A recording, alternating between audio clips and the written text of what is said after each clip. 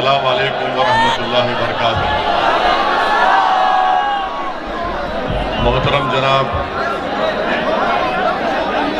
शौकत साहब सदर उत्तर प्रदेश मजलिस इत्तेहादुल मुस्लिमीन, मोहतरम जनाब doctor Pawan Rao Ambedkar general secretary MIM,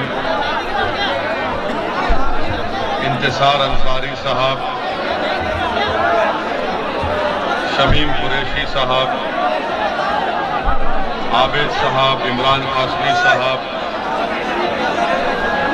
Shamim तुर्क साहब, हमारे भाई इमरान बॉबी साहब, फरहान जुबैरी साहब, मेहताब चौहान साहब, खालिद मलिक साहब, मौलाना इमरान कासमी साहब, आबिद शकील साहब, दीन मोहम्मद अब्बासी साहब, हकीम ताहिर अंसारी साहब, लीगल सेल ज़िले के सदर एडवोकेट आमिर कुरैशी साहब, शकील अब्बासी साहब, सलीम अली नदीम साहब, मौजूद हाज़रीन इकराम, बुजुर्गान मिल्लत, मेरे नौजवान साथियों, सबसे पहले मैं आप तमाम लोगों का शुक्रिया अदा करता हूं कि आपने अपना कीमती वक्त निकाल कर आज के इस जलसे में शिरकत की।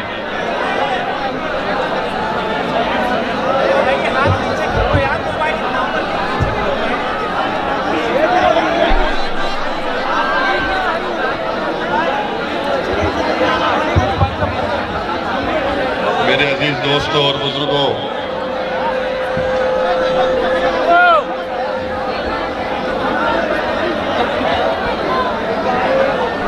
मेरी आप तमाम से दरख्वास्त है कि यहाँ पर जो लोग करीब में हैं ज़रा थोड़ी देर खामोश बैठ जाइए ताकि मैं अपनी बात को रख सकूं और आप लोग इत्मीनान से मेरी बात को सुने। हमारी इज़्ज़तदार माँ और बहनें भी बैठी हैं। मेरे अजीज दोस्तों और बुजुर्गों, मैं आपसे ये गुजारिश करने आया हूँ कि आने वाले विधानसभा के चुनाव में इंशाअल्लाह ताला मजलिस इत्तेहादुल मुस्लिमीन ना सिर्फ मुजफ्फरनगर शहर बल्कि ज़िले मुजफ्फरनगर से भी अपने उम्मीदवारों को, अपने कैंडिडेट्स को मैदान में उतारेगी। मैं आपसे ये अपील करने आया हूँ कि आप तमाम मुत्तहिद होकर अपने वोट का इस्तेमाल मजलिस इत्तेहादुल मुस्लिमीन के हक़ में करिए। मेरे अजीज दोस्तों और बुजुर्गों,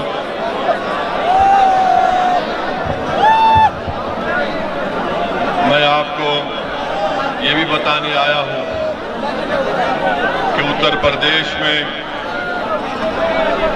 और उत्तर प्रदेश की सियासत को अगर आप गहराई से उसका जायजा लेंगे, ये भाई बैठ जाइए, वहाँ खड़े हैं बैठ जाइए, बैठ जाइए, बैठ जाइए, बैठ जाइए। उत्तर प्रदेश की सियासत आपसे पुकार पुकार कर कह रही है कि जिस समाज के पास उसका नेता है, जिस समाज और बरादरी के पास एक सियासी ताकत है, उन्हीं के मसाइल को हल किया जाता है, उन्हीं की तकालीफ को सुना जाता है और इंसाफ उनसे होता है जिनके पास सियासी ताकत होती है। अगर आज आप लोग मुत्तहिदा तौर पर अपनी आवाज़ को मजबूत नहीं करेंगे, अगर आप लोग उत्तर प्रदेश में अपनी सियासी क़यादत को नहीं बनाएंगे तो फिर नुकसान हमारा होगा। बरसों आप तमाम ने मुख्तलिफ सियासी पार्टियों का साथ दिया, मगर आज असदुद्दीन ओवैसी हजारों किलोमीटर का फासला तय करके उत्तर प्रदेश में इसलिए आया है ताकि इस नाइंसाफी के दौर का खात्मा हो सके, ताकि आपको अपना एक जायज मुकाम मिल सके। मेरे अजीज दोस्तों और बुजुर्गों, उत्तर प्रदेश में आज हर समाज की एक अहमियत है, उनका एक मुकाम है और उनकी कोई वोट की और उनकी आवाज की कीमत भी है और अहमियत भी है। अगर उत्तर प्रदेश की सियासत में किसी की अहमियत नहीं है तो वो उत्तर प्रदेश के 19% मुसलमान हैं। मैं ये इसलिए आपसे कह रहा हूं, मैं सिर्फ जज्बात में लाने के लिए आपको नहीं कह रहा हूं, बल्कि सच्चाई आपके सामने बयान कर रहा हूं। आपका ताल्लुक उस शहर से है, आपका ताल्लुक उस सरजमीन से है जहां पर सितंबर 2013 में भारत की तारीख का एक बदनुमा फसाद मुजफ्फरनगर में किया गया। ये बात बिल्कुल सच है कि आज भी हजारों की तादाद में हमारे घर को हम वापस नहीं जा सकते। ये बात बिल्कुल सच है कि सौओं की तादाद में हमारी मोटरसाइकिल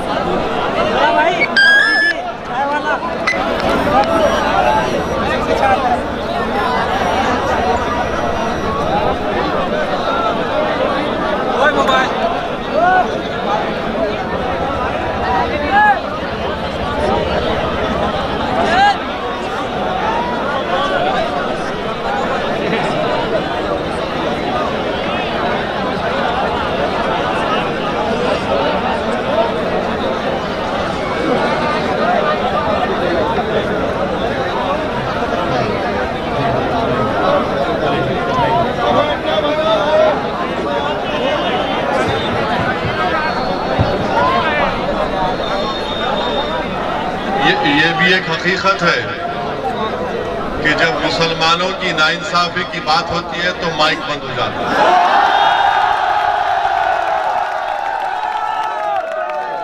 ये हमेशा होता है, मगर इंशाअल्लाह ताला एक वक्त उत्तर प्रदेश में करीब जरूर आएगा जब हमारी आवाजों को माइक की जरूरत नहीं पड़ेगी और वो वक्त इंशाअल्लाह ताला आपको लाना पड़ेगा। वो आपके दिलों में जो जज्बात छुपे हुए हैं, उन जज्बात को आपको अपनी जबान से उसकी तर्जुमानी करना पड़ेगा और अपने वोट से आपको अपनी आवाज को मजबूत करना पड़ेगा। मेरे अजीज दोस्तों और बुजुर्गों, मैं आपसे अर्ज कर रहा था मुजफ्फरनगर के फसादात के बारे में। हो सकता है कि कोई यहां पर खड़े होकर ये सवाल करे कि असदुद्दीन ओवैसी, जब समाजवादी पार्टी की सरकार थी उस वक्त उत्तर प्रदेश विधानसभा में करीब 70 मुसलमान एमएलए जीत कर आए थे। मैं उन लोगों से ये सवाल मेरा होगा कि जब 70 के करीब एमएलए मुसलमान जीत कर आए थे, उस विधानसभा में थे, तो फिर ये मुजफ्फरनगर का कांड कैसे हुआ? मेरे अजीज दोस्तों और बुजुर्गों, आप इस बात को बखूबी समझते हैं कि अगर 70 एमएलए मुजफ्फरनगर के फसादात को रोक नहीं पाए और इंसाफ नहीं दिला पाए, तो फिर आप इसलिए हम इंसाफ नहीं कर पाए, ना उस फसाद को रोक पाए, क्योंकि जितने मुसलमान एमएलए जीत कर आए थे उनकी पार्टियों ने उनको कमजोर बनाकर रख दिया उनकी जबानों पर ताला लगा दिया और उनसे कहा कि खबरदार, तुम अपनी आवाज नहीं उठाओगे।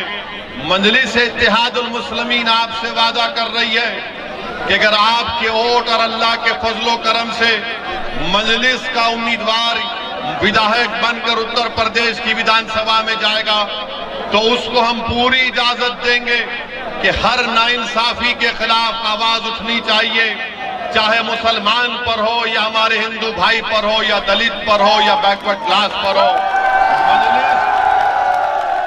मजलिस नाइंसाफी को पसंद नहीं करती, मजलिस नाइंसाफी से नफरत करती है।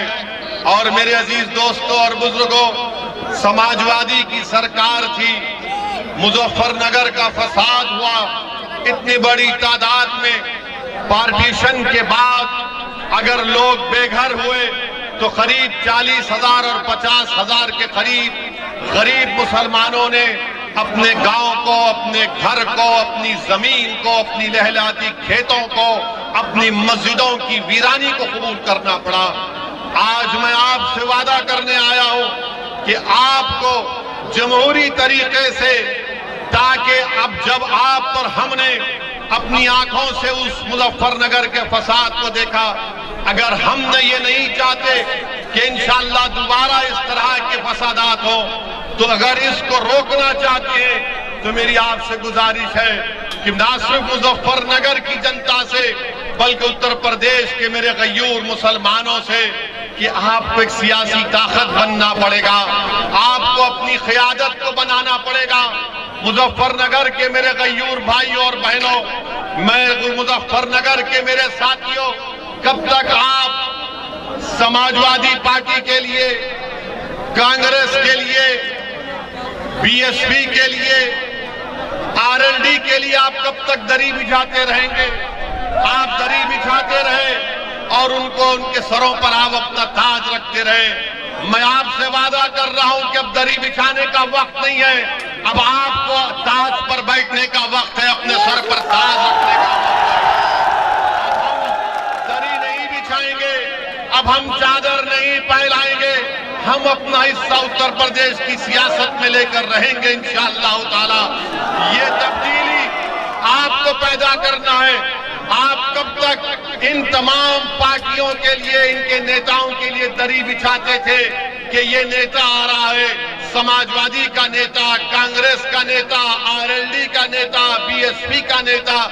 मेरे अजीज दोस्तों और बुजुर्गों, अब दरी बिछाने का वक्त नहीं है, अब आपको मंच पर खड़े रहकर उत्तर प्रदेश की विधानसभा में जाकर अपने मसाइल का हल तलाश करना पड़ेगा। आप इतनी बड़ी ताकत में यहाँ पर है, 19% उत्तर प्रदेश में मुसलमान हैं, मगर आप मोहताज हैं।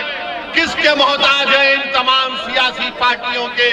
हर इलेक्शन में आपसे आकर कहा जाता है कि देखो ये विधानसभा के चुनाव आपके लिए जिंदगी और मौत का चुनाव है। मेरे अजीज दोस्तों, मेरे बुजुर्गों, मेरी इज्जतदार मां और बहनों, बताओ आखिर कब तक आप वोट डालते रहेंगे इन तमाम पार्टी के नेताओं को? आज वक्त आया है कि आप एक करवट लें, एक बार फैसला ले लें कि अब की बार हम अपनी पार्टी मजलिस को वोट देंगे और अपनी सियासी आवाज को, अपनी क़यादत को मजबूत करेंगे। मैं उत्तर प्रदेश को अपनी मकबूलियत के लिए या अपनी अना की तस्कीन के लिए नहीं आया हूं। मेरी जिंदगी का एक ही मकसद है कि भारत का किसी भी हिस्सा हो जो मेरा और आपका मुल्क है, वतन अजीज में गरीब मुसलमानों की एक सियासी आवाज होनी चाहिए। भारत में हर समाज की एक सियासी आवाज है। अगर किसी की सियासी आवाज नहीं है तो उस कम्युनिटी का, उस समाज का नाम मुसलमान है।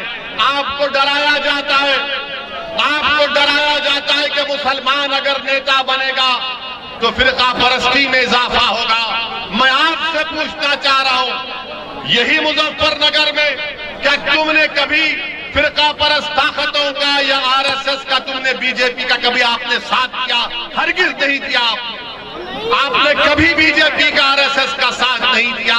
आपने उन तमाम पार्टी को वोट दिया जो आपके बीच में आकर कहते थे कि हमको नेता बनाओ, हमको विधायक बनाओ, हमको वोट दो ताकि हम बीजेपी और आरएसएस को रोक सके। मेरे अजीज दोस्तों और बुजुर्गों, क्या मिला उत्तर प्रदेश के मुसलमानों को? क्या मिला उत्तर प्रदेश के मुसलमानों को?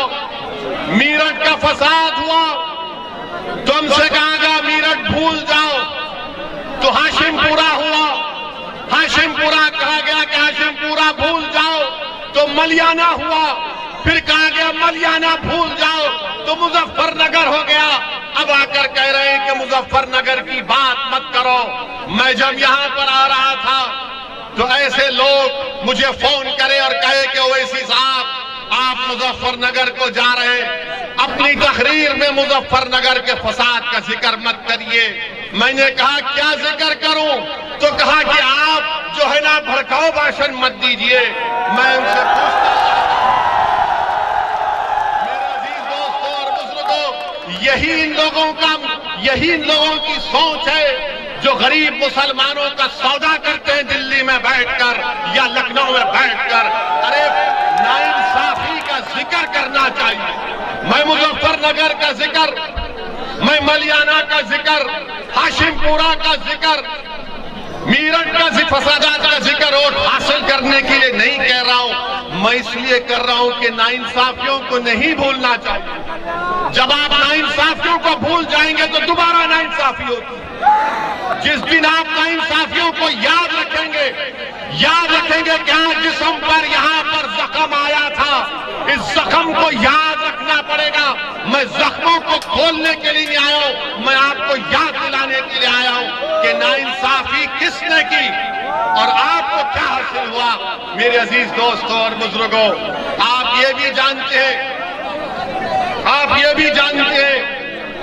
कि यही मुजफ्फरनगर में जब CAA NRC का प्रोटेस्ट हुआ, मैं आपका शुक्रिया अदा करता हूं, आपको सलाम करता हूं कि जिस बेबाकी और बहादुरी के साथ आपने CAA और NRC के कानून के खिलाफ एहतजाज किया। जब पार्लियामेंट में, जब भारत की पार्लियामेंट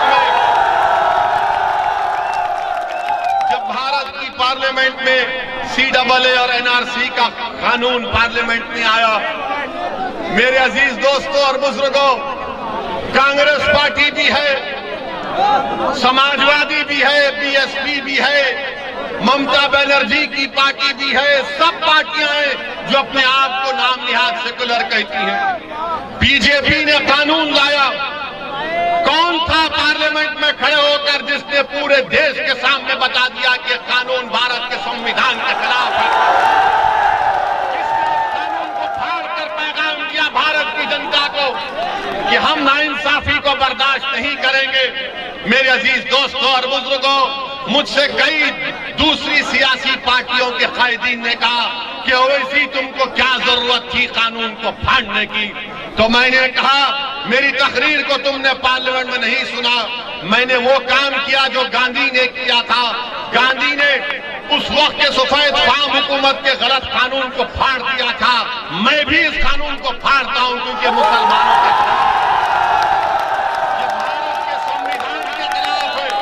ये भारत के फंडामेंटल राइट्स के खिलाफ है। मेरे अजीज दोस्तों और बुजुर्गों, हम पार्लियामेंट में सिर्फ मजलिस के 2 MP हैं, मगर अल्लाह के फजलो करम से आपकी दुआओं की वजह से हम पार्लियामेंट के दोनों दीवार को हिलाकर रख देते हैं। अगर उत्तर प्रदेश में मजलिस के MLA कामयाब हो जाएंगे इंशाअल्लाह, अगर उत्तर प्रदेश में आपकी क़ियादत बनेगी तो आप खुद सोचो कि कल कोई नाइंसाफी करने से पहले सोचेगा कि नहीं अब इनका नेता है, अब इनकी पार्टी है, इनकी एक ताकत है, इनकी एक शनाख्त है, इनसे कोई पंगा नहीं ले सकता, इनसे यही तो हकीकत है ना, यही तो हकीकत है। भारत की सियासत की हकीकत यह है कि जिसकी लाठी उसकी भैंस है। यह कल हकीकत है। जब हम इसको बयान करते हैं तो हमारे मुखालिफिन कहते हैं कि तुम जज्बाती तकारीर करते हो। मैं जज्बाती तकारीर नहीं, मैं सच्चाई को बयान कर रहा हूं ताकि जब आप यहां से उठकर जाएंगे तो अपने दिलो दिमाग में सोच और फिक्र को लेकर जाएं, ताकि आपके अपने फैसलों में तब्दीली पैदा हो। और उस उसकी मिसाल क्या है? क्या 2019 के लोकसभा के चुनाव में ये सच नहीं है कि 90% हिंदू भाई जाटों ने बीजेपी को वोट दिया? क्या नहीं दिया जाटों ने बीजेपी को वोट? आपने दिया बीजेपी को वोट, तो कैसे जीत गया बीजेपी वाला यहां से? वो जाट जो अजीत सिंह को हरा दिया, चौधरी चरण सिंह के बेटे को, जिन्होंने अपने बड़ों की आदत को छोड़ दिया। मेरे अजीज दोस्तों, मेरे बुजुर्गों, तुम कब तक इन आदतों में पड़ते रहोगे? एक तब्दीली पैदा करो खुदा के लिए, एक बदलाव लेकर आओ। अपनी पार्टी को वोट देकर देखो एक मर्तबा सबकी तब्दीली कैसी होती है।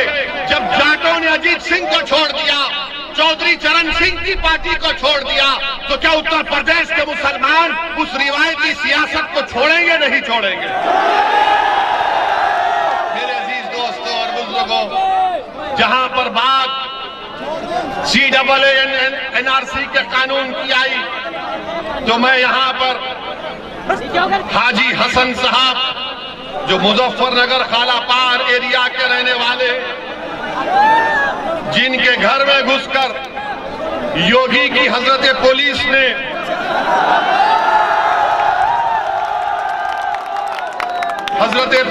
उनके घर में घुसकर उनके घर को लूटा, 5 लाख रुपए लूट लिए। वो 5 लाख जो हाजी हसन साहब अपनी पोती की शादी के लिए रखे थे, और फिर उसके बाद हम पे नारे लगाए गए कि पाकिस्तान या खबरस्तान। और तरफे तमाशा यह है कि उनके बेटे शाहिद को गिरफ्तार कर लिया गया, उनके बेटे को गिरफ्तार कर लिया गया। फिर एक 26 साल का नूर मोहम्मद, इसको गोली लगी, इसको मुजफ्फरनगर में दफनाने नहीं दिया गया, बल्कि कहा गया कि मीरठ में इसको दफना। मेरे अजीज दोस्तों और बुजुर्गों, ये तमाम चीजें आपके सामने हैं। हम कब तक अपना खून बहाते रहेंगे? हम कब तक अपने ख्वाबों को चूर करते रहेंगे? हम कब तक अपने दिल की ख्वाहिश को इन तमाम पार्टी के सियासी नेताओं के कदमों में लाकर अपने ख्वाबों को बिछा देंगे?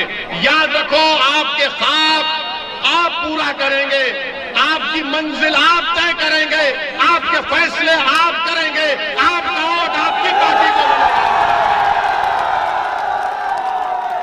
हम कब तक समाजवादी हो, BSP हो, RLD हो, कांग्रेस से कहेंगे कि जाओ हम मुसलमान हैं, तुम हमारे मुकद्दर के फैसले करो? नहीं, तुम अपने मुकद्दर के फैसले कर सकते हो। अल्लाह ने तुमको ताकत दी है, अल्लाह ने तुमको उनसे ज्यादा समझ दी है, अल्लाह ने तुमको उनसे ज्यादा दूरंदेशी दी। सिर्फ आपको एतमाद की जरूरत है। और लोग कहेंगे कि ओवैसी आकर तुमसे कह रहा है कि खतरे मोल लो। अरे मैं तुमसे ये नहीं कह रहा हूं कि खतरे मोल लो, मैं तुमसे कह रहा हूं कि हमारी जिंदगी का फैसला और मौत का फैसला अल्लाह कर चुका है। हमको जिद्दोजहद करना है, हमको मेहनत करना है। आपके वोट की क्या अहमियत है बताइए? आपके वोट की अहमियत क्या है बताइए? आपने तो इन तमाम सेकुलर पार्टियों को वोट दिया, मगर बीजेपी जीतती जा रही है। हम भी चाह रहे हैं कि इंशाअल्लाह ताला उत्तर प्रदेश में दोबारा योगी की सरकार ना बने, दोबारा योगी मगर ये लोग आकर क्या कहेंगे कि मुजफ्फरनगर में अगर वोट मुसलमानों का डिवाइड हो गया तो बीजेपी जीत जाएगी। ये बोलते हैं ना। अगर मुसलमान में देखो, आपके कान में आकर जैसा शैतान वसवसे डालता है, इस तरह के शैतान के एजेंट दुनिया में बहुत हैं। ये आकर कहेंगे कि देखो, अगर तुम वोट नहीं डालोगे तो बीजेपी को फायदा होगा। हम उस हजरत इब्लीस की औलाद से पूछना चाहते हैं। हम तो औज़ु बिल्लाहि मिनश शैतानिर रजीम कहते हैं, हम उनसे पूछना चाह रहे हैं, क्या 2019 के चुनाव में आपने बीजेपी को वोट दिया? आपने क्या 14 में आपने दिया था? क्या आपने 17 के विधानसभा के चुनाव में दिया था? तो 14, 17, 19 आपने 3 चुनाव में बीजेपी को वोट नहीं दिया, तो फिर कैसे बीजेपी जीत गई? कैसे जीती बीजेपी? ये फैसला आपको करना है। आपने 14 में आरएलडी को वोट दिया, कांग्रेस को दिया, बीएसपी को दिया, सपा को दिया, मोदी के एमपी जीत गए। 17 के विधानसभा के चुनाव आए, हम तो नहीं थे यहां पर, बीजेपी जीत गई। 19 में मैं एक सीट पर नहीं लड़ा, मंजलिस नहीं लड़ी, बीजेपी जीत गई। मेरे अजीज दोस्तों और बुजुर्गों, इस बार आप गलती नहीं करेंगे, इस बार आप ये गलती हरगिज नहीं करेंगे इंशाअल्लाह। यकीनन बीजेपी को रोकेंगे, मगर बीजेपी को रोकने का मतलब ये नहीं है कि मैं इनकी गुलामी करता रहूं। बीजेपी को हराएंगे जरूर इंशाअल्लाह ताला, मगर इसका ये मतलब नहीं है कि मुझे तुम कब्र में उतारोगे, मेरे घर को खंडेर बना दोगे, मेरे नौजवान को गोली मार दोगे, या जो बच जाएगा उसको जेल में डाल दोगे, मेरे बच्चों को स्कूल नहीं मिलेगा, इंटर कॉलेज नहीं मिलेगा, मगर ये लोग आकर कहेंगे वोट हमको दो, नेता हम बनेंगे। ये नहीं हो सकता। वोट भी आपका होगा, नेता भी आपका होगा, रोशन मुस्तकबिल भी इंशाअल्लाह आपका होगा। और जो लोग हमसे कहते हैं, जो लोग आकर मंजलिस पर तनकीद करते हैं कि मंजलिस एक फिरका परस्त पार्टी है, मंजलिस जीतेगी तो फिरका परस्ती बढ़ेगी, अरे कौन सी तुम सेकुलरिज्म की बात कर रहे हो? मेरे अजीज दोस्तों और बुजुर्गों, मेरी इज्जतदार माँ और बहनों, ये जो मुसलमानों से नफरत है किस हद तक पहुंच गई, इसकी एक मिसाल देता हूं। मुसलमानों से फिरका परस्ती किस हद तक आसमानों को छू रही है, एक मिसाल देकर चले जाऊंगा। पाकिस्तान और इंडिया का क्रिकेट मैच हुआ ना? मैं तो ये कहा था मोदी जी से कि इस मैच मत खेलो आप। मैं तो कहा था कि मैच इसलिए मत खेलो क्योंकि पाकिस्तान से टेररिस्ट कश्मीर में आके वहां के सिविलियन को गोली मार रहे, हमारे 10 सिपाहियों को मार दिया। मगर मैच हुआ, खेल है, 11 खिलाड़ी क्रिकेट मैच में खेलते हैं एक तरफ एक टीम में, बदकिस्मती से भारत हार गया, तो किस पर इल्जाम लगाया शिकस्त का? किस पर लगाया इल्जाम? बोलो, किस पर इल्जाम लगा? किस पर इल्जाम लगा? तो क्या शमी एक ही प्लेयर था 11 में? 11 की टीम थी, मगर फिरका परस्ती बताने के लिए आपसे कह रहा हूं कि टीम हारी, हमको तकलीफ है, मगर शमी पर जिम्मेदारी डाल दी कि शमी की वजह से हार गए, शमी की वजह से हारते। ये नहीं, ये यही तो फिरका परस्ती है, यही तो मुसलमानों से नफरत है, इसको आपको समझने की जरूरत है। मीडिया के लोग हमसे आकर पूछे, हमने कहा लो हमारा बयान हम कहते हैं, तुमसे सुन लो। मेरे अजीज दोस्तों और बुजुर्गों, ये एक मिसाल कि क्रिकेट के मैच में भी, खेल के मैदान में भी भारत की सियासत, भारत का माहौल इस तरह कर दिया गया कि हर चीज के लिए जिम्मेदार मुसलमान को बना दिया जाता है। कौन उठाएगा आवाज फिर? और लोग आकर कहेंगे नहीं नहीं, हमको इस माहौल को खत्म करना। रे कैसे खत्म करेंगे माहौल को? माहौल को खत्म कैसे करेंगे? भीख मांगकर माहौल खत्म करेंगे? रोकर माहौल को खत्म करेंगे? नहीं। जमहूरियत आपको इस बात की इजाजत देता है कि आप सियासत में हिस्सा लें, अपने वोट से अपने उम्मीदवार को कामयाब करें, और अगर कोई आपसे बदतमीजी करना चाहता है तो आप कहें कि मंजलिस का ये कैंडिडेट हमारे सामने, तुम इनसे बात करवा के। अच्छा, हैरत की बात, ये अफसोस की बात की है कि यहां पर शमी पर इल्जाम लगा दिया मुसलमानों से नफरत करने वालों ने, तो हमारे पड़ोसी मुल्क का एक मिनिस्टर है, पागल है बेचारा, पागल है, उसने कह दिया कि पाकिस्तान जीता तो इस्लाम की कामयाबी हो गई। अरे अहमक, दीन इस्लाम को क्रिकेट मैच से क्या करना है? दीन को क्रिकेट मैच से क्या करना है? मगर ये पड़ोसी के लोग समझ में नहीं आता। अल्लाह का शुक्र है कि हमारे बुजुर्ग नहीं गए वहां पर, वरना इन पागलों को हमको देखना पड़ता, जो लोग गए उनको बर्दाश्त कर। जब हम इन फिरका परस्तों को कह रहे हैं तो उनको भी कहना पड़ेगा, पड़ोस के जो मिनिस्टर ने बयान दिया, अरे ये तुमको शर्म नहीं है कि तुम्हारे मुल्क को चीन के पास गिरवी कर दिए हो और तुम इस्लाम की बात करते हो?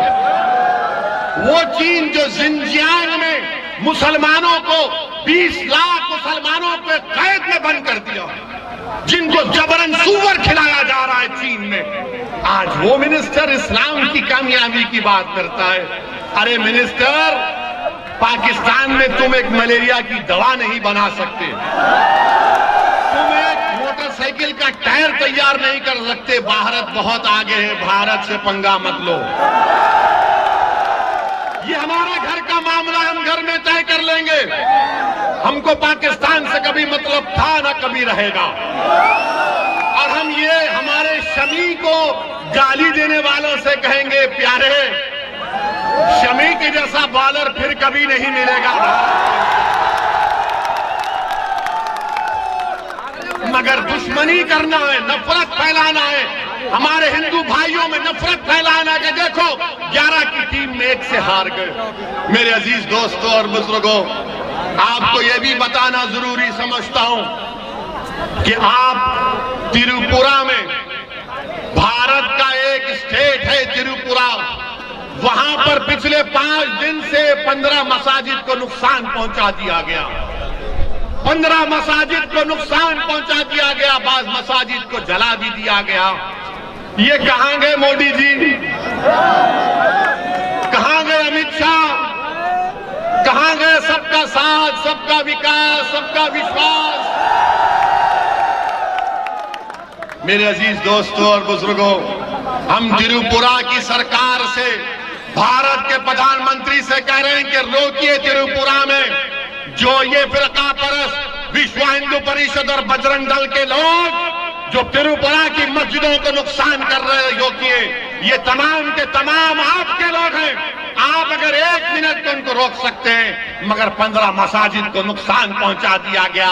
ये बीजेपी का असली चेहरा है, ये नरेंद्र मोदी के झूठे वादे हैं, ये झूठे वादे हैं कि त्रिपुरा में मस्जिदों को नुकसान पहुंचाया जा रहा है। वीडियोस हैं सोशल मीडिया पर, मस्जिद जल रही है, आईने तोड़ दिए गए, कुरान के पारों की बेहरमती कर दी गई। और क्या कर रही है बीजेपी की सरकार? खामोश बैठी हुई है। मेरे अजीज दोस्तों और बुजुर्गों, मैं मजम्मत करता हूं जो त्रिपुरा में आज हो रहा है, और बीजेपी और भारत के प्रधानमंत्री को चाहिए कि वो फौरन त्रिपुरा के बारे में एक मीटिंग ले। मोदी जी, कम से कम अगर बोल नहीं सकते तो ट्वीट तो कर दो, ट्वीट तो कर दो कि त्रिपुरा में आज जो नंगा नाच हो रहा है उसको रोकने की जरूरत है। मेरे अजीज दोस्तों और बुजुर्गों, तीसरी अहम बात जो मैं आपसे करना बहुत जरूरी समझता हूं वो ये है कि मेरे अजीज दोस्तों और बुजुर्गों, मुजफ्फरनगर में डेवलपमेंट नाम का कोई काम नहीं हुआ। लखनऊ में बैठकर बाबा बहुत बड़ी बड़ी बातें करते हैं, बाबा बड़ी बड़ी बातें करते हैं। और बाबा ने परसों बयान दिया कि हम कोई मजहब को नहीं करते, हम कोई वैसा नहीं करते, लंबी लंबी छोड़ दिए बाबा। हम उनसे पूछना चाहते हैं कि मुजफ्फरनगर में क्या ये बात सच नहीं है कि मुजफ्फरनगर में जहां पर 40% के करीब मुसलमानों की आबादी है ना, यहां पर 40% मुसलमानों की आबादी के लिए आपको बताना चाहूंगा कि सिर्फ 4 कम्युनिटी हेल्थ सेंटर, जहां पर 40% मुसलमान है वहां पर 4 है। जौनपुर में 10% है, वहां पर 22 है। अब आप खुद फैसला करिए, कोई उठाता इन बातों को? कम्युनिटी हेल्थ केयर सेंटर की जरूरत है, मगर इस पर कोई बात ही नहीं होती। और फिर तीसरी बात जो इसमें अहम बात की है कि मुजफ्फरनगर का फसाद हुआ और यही योगी सरकार ने 70 केसेस को वापस ले लिया। कितने? 70 से ज्यादा केसेस को, इनके बड़े बड़े नेताओं के खिलाफ केसेस को वापस ले लिया। इनका एक एमएलए है विक्रम सैनी कठौली का, बीजेपी का एमएलए, जिसको कोर्ट ने बरी कर दिया। किस बुनियाद पर कि इसके खिलाफ एविडेंस नहीं है? क्या सरकार का काम नहीं है कि उसके खिलाफ अपील की जाए? अपील नहीं होनी चाहिए, अपील होनी चाहिए, मगर बीजेपी की सरकार अपील नहीं करती, केसेस को वापस ले लिया जाता है। मेरे अजीज दोस्तों और बुजुर्गों, वहीं पर मैं आपको ये भी बताना जरूरी समझता हूं कि आप देखते हैं कि आप मोदी जी आए कल या 2 दिन पहले आकर उत्तर प्रदेश में 6 या 7 मेडिकल कॉलेज का इफ्तिताह किया, मगर हम मोदी जी से, योगी से पूछना चाहते हैं, सत्ता में तो आप है ना, 5 साल में आपने क्या किया? आपको जानकर हैरत होगी कि आयुष्मान भारत का जो बजट है वो कितना इस्तेमाल हुआ, कितना इस्तेमाल हुआ आयुष्मान भारत बजट का, उसका चंद फीसद भी इससे इस्तेमाल नहीं होता है। मेरे अजीज दोस्तों और बुजुर्गों, ये नाइंसाफियों के खात्मे के लिए, आपकी एक आजाद सियासी आवाज के लिए मैं आपसे अपील करने आया हूं कि मजलिस इत्तेहादुल मुस्लिमीन के हक में अपने वोट का इस्तेमाल करिए। डरने और घबराने की जरूरत हमको और आपको नहीं है, हमको सिर्फ अल्लाह से डरना है, हमको अल्लाह से अपने रिश्ते को मजबूत करना है, हमको रसूल अल्लाह सल्लल्लाहु अलैहि वसल्लम से अपनी निस्बतों को और अपने गुलामी के रिश्तों को मजबूत करना है। याद रखिए, अगर आप डर डर कर इसी तरह अपने वोट का इस्तेमाल करते रहेंगे तो फिर क्या हासिल होगा? बताइए, क्या हासिल होगा आपको? और अगर कोई ये कह रहा है, अगर कोई ये कह रहा है कि एनपीआर नहीं होगा, झूठ कह रहा है आपसे। आज हिंदू अखबार में भारत के एक मायनाज जर्नलिस्ट है विजेता सिंह की रिपोर्ट पढ़िए, जिसमें कहा गया कि मोदी सरकार सेंसस के साथ एनआरसी और एनपीआर करेगी। और वो क्या है? वो खतरा है तमाम भारत के मुसलमान और दलितों के लिए। सेंसस के साथ एनपीआर होगा, एनआरसी होगा, और उसमें सवालात पूछे जाएंगे कि बताओ तुम्हारे माँ बाप कहां पैदा हुए थे, बताओ उनका बर्थ सर्टिफिकेट क्या है, बताओ तुम्हारी मादरी जबान क्या है। ये क्यों पूछा जा रहा है आपको मालूम? जब लिस्ट बन जाएगी तो तहसील ऑफिस में एक लिस्ट लगाई जाएगी कि देखो इसमें असदुद्दीन ओवैसी का नाम है, और वो तहसीलदार के पास कोई भी जाकर ये ऑब्जेक्शन डाल सकता है कि असदुद्दीन ओवैसी भारत का नागरिक नहीं है, मैं ऑब्जेक्शन करता हूं इसकी शहरियत पर, तो मुझे अपनी शहरियत को साबित करना पड़ेगा। ये काम बीजेपी करने जा रही, इसकी आवाज कोई नहीं उठाएगा। और लोग पूछेंगे तुमने क्या किया तेलंगाना में? हमारे पास तेलंगाना रियासत में 7 एमएलए मजलिस के, हमने अपने चीफ मिनिस्टर मुख्यमंत्री से बैठकर कहा, पूरे तमाम मुसलमानों की तंजीमों को लेकर गए, जिसमें जमीयतुल उलमा भी शामिल, जिसमें जमात इस्लामी, तबलीगी जमात, अहले हदीस, अहले सुन्नत, सबको लेकर गए, शिया भी थे, सबको ले जाकर हमने चीफ मिनिस्टर से कहा कि आप सेंसस करेंगे, एनपीआर नहीं करेंगे। चीफ मिनिस्टर ने तय खून दिया, तो हमने कहा तय खून की कोई अहमियत नहीं है, असेंबली में खड़े होकर दो। तो असेंबली में रेजोल्यूशन हमने पास कराया, करारदाद को मंजूर करवाया कि तेलंगाना में सेंसस होगा, एनपीआर नहीं होगा। ये आपकी ताकत होती है। लोग बोलते हैं कि तुम्हारे पास 7 एमएलए हैं, तुम क्या कर सकते? हमको मंत्री संतरी बनने का शौक नहीं है, मुझे मंत्री बनने का शौक नहीं है, मुझे आपको इंसाफ दिलाने से मतलब है, मुझे गरीब मुसलमानों को इंसाफ दिलाने से मतलब है। आपने सबको वोट डाला, कोई संतरी बना, कोई विधायक बना, कोई मंत्री बना, कोई ऊंचा चला गया, मगर इतना ऊंचा गया कि जिसने उसको ऊंचाई पर पहुंचाया उनको ही भूल गया। मेरे अजीज दोस्तों और बुजुर्गों, ये मोदी सरकार सेंसस के साथ ये हरकत करना चाहती है। हम मोदी सरकार को बताना चाह रहे हैं कि अगर एनपीआर होगा मोदी जी, तो खुदा की कसम असदुद्दीन ओवैसी मुजफ्फरनगर आकर एहतजाज करेगा। हम बताइए किसके पास भारत में बर्थ सर्टिफिकेट है? क्या आपके माँ बाप के पास बर्थ सर्टिफिकेट निकलेगा? क्या निकलेगा बर्थ सर्टिफिकेट?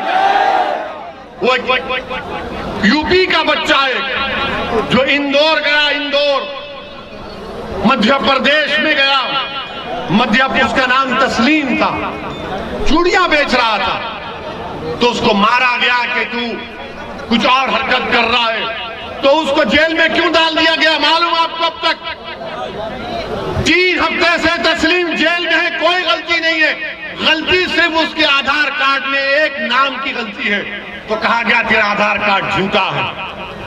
और तस्लीम पिछले 3 हफ्ते से मध्य प्रदेश की जेल में है। मेरे अजीज दोस्तों और बुजुर्गों, याद रखो ये आने वाले असेंबली के चुनाव हमारे लिए बहुत अहम है। अगर आप अपनी क़यादत को मजबूत करेंगे, अगर आप अपनी आवाज को मजबूत करेंगे, तो कोई लड़ने वाला होगा आपके लिए। आपने कभी इस नेता को चुना तो वो कभी बीएसपी में थे, कभी दाढ़ी थी तो दाढ़ी कटाकर सपा में चले गए। मैं किसी का नाम नहीं लेना चाहता हूं, मैं नाम नहीं ले, आप जानते हैं, हमारी दाढ़ी है, अल्हम्दुलिल्लाह रहेगी, थोड़ी काली थी अब व्हाइट हो रही है, और इसके जिम्मेदार हमारे घर वाले हैं, धूप नहीं है।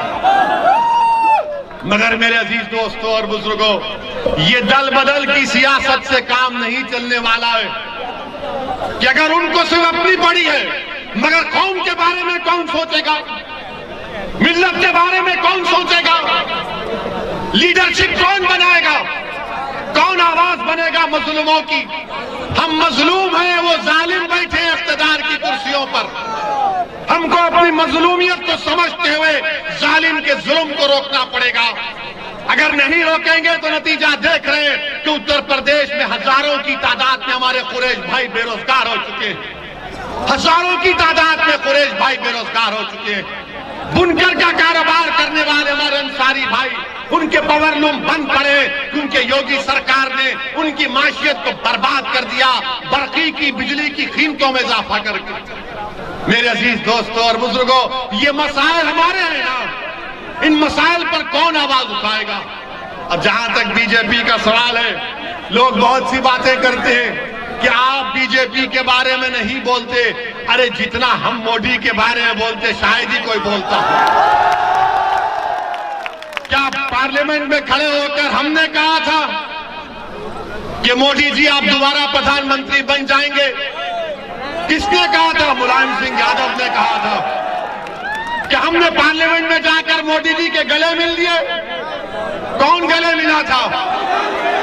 कि हमने अपनी बेटी की शादी में मोदी को बुलाया था? किसने बुलाया था? आप सब करेंगे, आप शादी में बुलाएंगे, आप बोलेंगे तुम प्रधानमंत्री बन जाओ, तुम गले भी मिलेंगे, और जब ओवैसी आकर उत्तर प्रदेश के मुसलमानों से कहेगा कि नेता बनो, लीडर बनो, कायद बनो, तो बोलेंगे तुम्हारे वोट काटने आया है, तुम्हारा दुश्मन है।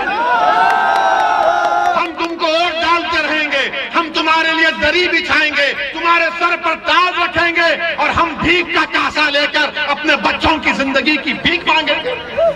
मेरे अजीज दोस्तों और बुजुर्गों, हमको जमहूरियत हक देती है कि हम अपने मसाइल को हल करें।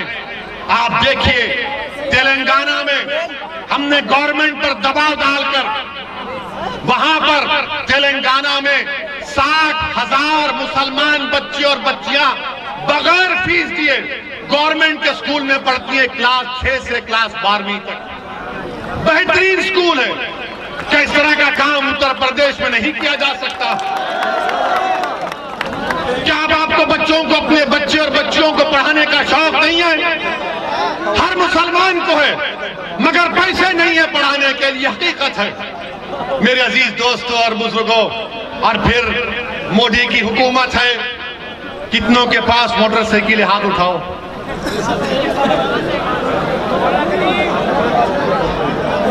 कितनों के पास पेट्रोल की गाड़ी है? आप जब पेट्रोल स्टेशन जाते तो 104, 107 रुपया पर लीटर डलाते हैं ना? और जब दलाते हैं, दलाकर आप पैसे देने जाते हैं, सामने पोस्टर पर मोदी जी नजर आते हैं। वो देश के इन मोटरसाइकिल चलाने वालों को पैगाम दे रहे हैं कि बेटा लो पेट्रोल और मैं तेरा खून चूस रहा हूं। 107 रुपये मोदी जी, क्या आपने कमाल कर दिया, वाह वाह वाह। और फिर पेट्रोल 107, 104 रुपये में हो गया तो यूपी का एक निराला मिनिस्टर है जो बोला कि पेट्रोल जलाता ही नहीं है कोई। अजीब आदमी है, अजीब आदमी है। कह रहा है कि पेट्रोल जलाता ही नहीं है। अच्छा, एक और इनका बहुत अक्लमंद आदमी है जो कहा कि मोदी जी ने कोविड का वैक्सीन लगाया तो उसमें पैसे चले गए। मेरे भाई, आप थम्स अप हो सकते हो, वैसी थम्स अप नहीं है। हम थोड़ा बहुत पढ़ना लिखना जानते हैं। भारत सरकार ने कोविड के वैक्सीनेशन के लिए 35,000 करोड़ रुपए मुख्तसस किए थे बजट में। तो पेट्रोल क्यों बढ़ाया जा रहा है?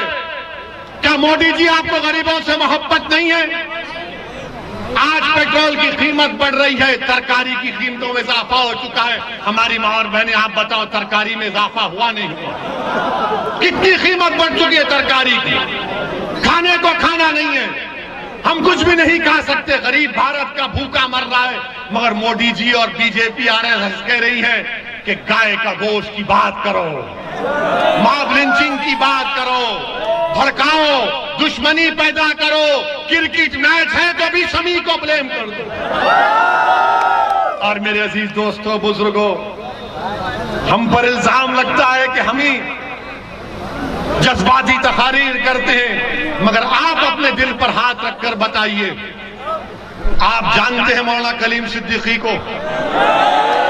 जानते हैं मौलाना कलीम सिद्दीकी को? भाई, ये सपा वाले क्यों नहीं बोलते उनके बारे में?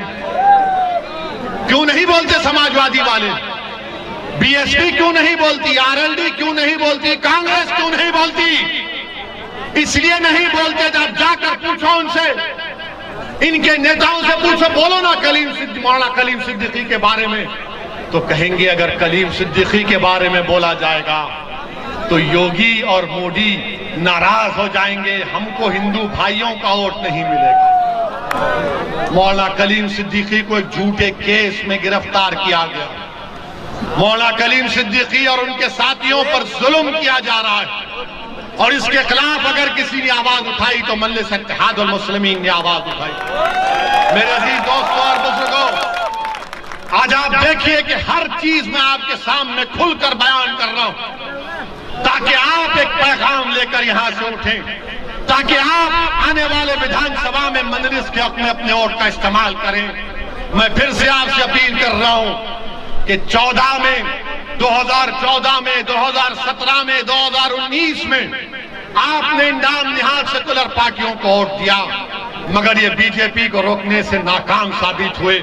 मेरे बुजुर्गों, मेरी इज्जतदार मां और बहनों, मेरे कौम और मिल्लत के गयूर नौजवानों, इस बार एक मर्तबा मजलिस के हक में अपने वोट का इस्तेमाल करो, मजलिस का साथ दो।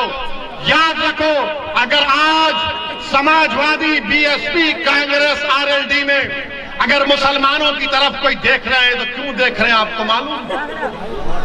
अगर मजलिस असदुद्दीन ओवैसी यूपी को नहीं आता तो ये मुसलमानों की तरफ देखते भी नहीं। एक एमपी है साबिका, इनका भी नाम लेना नहीं चाहता हूं, वो अपने फेसबुक पर मजलिस की तारीफ लिखे और ओवैसी की तारीफ लिखे।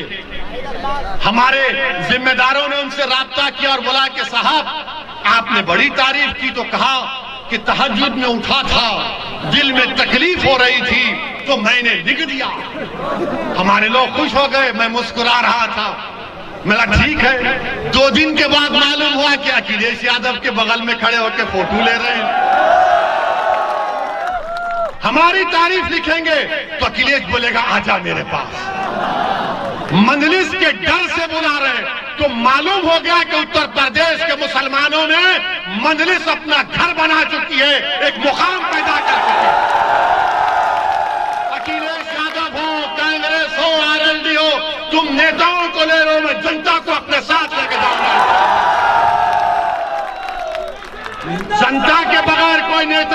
ठेंगा रहता है। जनता है तो नेता है, अवाम है तो कायद है। अवाम कायद को बनाती है, जनता नेता को बनाती है। आज उत्तर प्रदेश की मुसलमान जनता इस बात को तय कर चुकी है कि हम अपने नए नेता को बनाएंगे, अपनी पार्टी को मजबूत करेंगे। मेरे अजीज दोस्तों और बुजुर्गों, मेरी आपसे सिर्फ यही गुजारिश है दोबारा कि मजलिस को मजबूत करिए, हर बूथ पर अपनी पार्टी को मजबूत करिए। अगर मैं आप तक नहीं पहुंच सका तो मुझे माफ करिए, मगर आपसे एक वादा कर रहा हूं, मैं सिर्फ ये इलेक्शन लड़ने के लिए नहीं आया हूं। मैं मुजफ्फरनगर के गयूर मुसलमानों के दरमियान में खड़े होकर जिन्होंने 8 साल पहले जिन पर मसाइब और मुश्किलात के तूफानों से गुजरना पड़ा, जिनको खाक और खून के दरियाओं से गुजरना पड़ा, मैं आपके दरमियान में खड़े होकर इस बात का आपको वादा कर रहा हूं, इलेक्शन जितने मेरी जिंदगी में आएंगे मैं आता रहूंगा उत्तर प्रदेश को इंशाअल्लाह। मैं सिर्फ एक इलेक्शन के लिए नहीं आया हूं और अल्लाह मेरी नीयत को जानता है, रब्बे करीम मेरे दिल का हाल जानता है। मेरी दिल की ख्वाहिश सिर्फ यही है कि अल्लाह मुझे जब तक जिंदा रखेगा मैं उस वक्त को कीमती समझकर भारत की जमहूरियत को मजबूत करना है। और कैसे भारत की जमहूरियत मजबूत होगी? जब मुसलमान अपना नेता बनाएगा, जब मुसलमान अपनी पार्टी को मजबूत बनाएगा, तब जमहूरियत मजबूत होगी। अब जमहूरियत मजबूत नहीं है, अब जमहूरियत मजबूत नहीं है। हम तो इन लोगों को कामयाब करते हैं जो अपने जाती मफाद के लिए आप लोगों का सौदा कर लेते हैं। मेरे अजीज दोस्तों और बुजुर्गों, मजलिस इत्तेहादुल मुस्लिमीन आपकी जमात है, आपकी आवाज है, इसको मजबूत करिए। इंशाअल्लाह ताला दोबारा आऊंगा, आपसे फिर मुलाकात होगी। अस्सलाम वालेकुम व रहमतुल्लाहि व बरकातहू।